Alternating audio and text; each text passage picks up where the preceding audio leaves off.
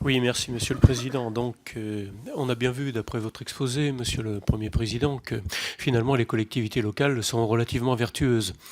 Alors, j'avais une question, puisque on veut limiter effectivement par la contractualisation l'augmentation des dépenses des collectivités locales à 1,2, et ce que les élus locaux nous disent souvent, c'est que finalement l'État, lui, continuera à augmenter ses dépenses de plus de 2%. Donc, quelque part, il trouve qu'il y a une certaine iniquité et que finalement, il contribue plus au redressement des finances publiques. Or, ils sont élus et ils ont aussi cette légitimité du suffrage universel comme tous les élus.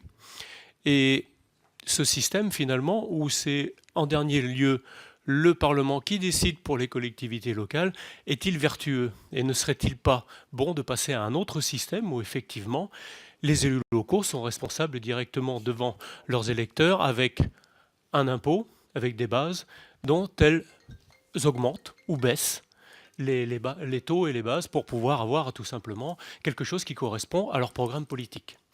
Ça, c'est la première question. La deuxième, on a eu effectivement la loi NOTRe, la loi MAPTAM. Ces lois nous ont été présentées comme des lois pour faire baisser les dépenses de fonctionnement des collectivités locales, en particulier les régions et les EPCI qui ont fusionné.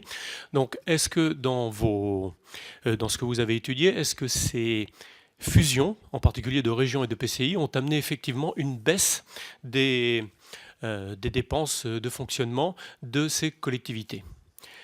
Et en dernier lieu, alors vous avez soumis l'idée que ce soit les EPCI qui prennent en charge les écoles. Alors il faut ça, je souhaite bien du courage et de la psychologie au gouvernement qui s'engagera là-dedans, parce que c'est vraiment un marqueur au niveau des communes et ce sera relativement délicat. Sarah El Haïry.